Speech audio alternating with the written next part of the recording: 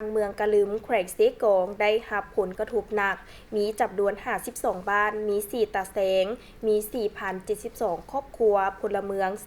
20,033 คนที่ได้รับผลกระทบ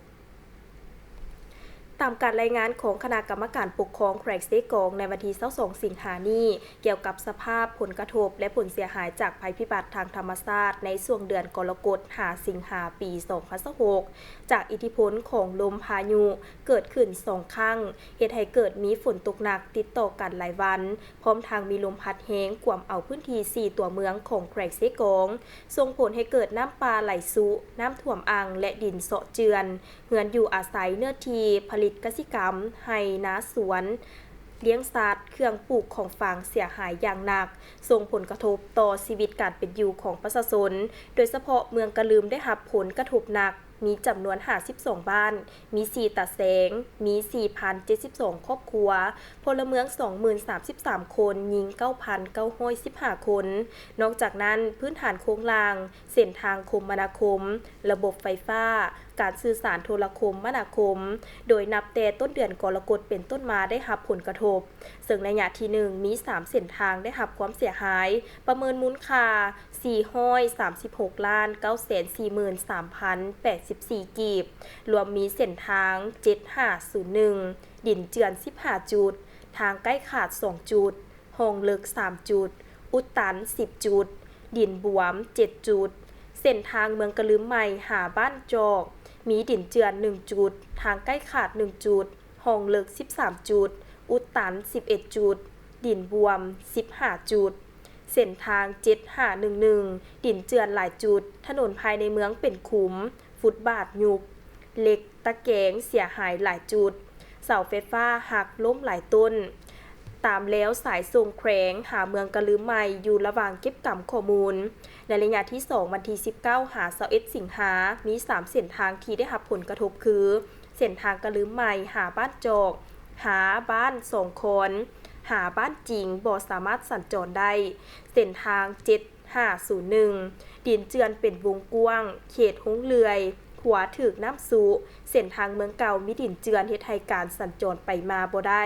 บ่สามารถนำส่งคนเจ็บไปปิ่นปัวอยู่ห้องหมอแขวงได้เพราะทางถึกตัดขาดจากสภาพการดังกล่าวคณะพักคณะน้ำแขวงเมืองก็ได้ฮีบฮ้อนประสานสมทบกันเพื่อเร่งแก้ไขเบื้องต้นและในวันที่21สิงหาคมผ่านมา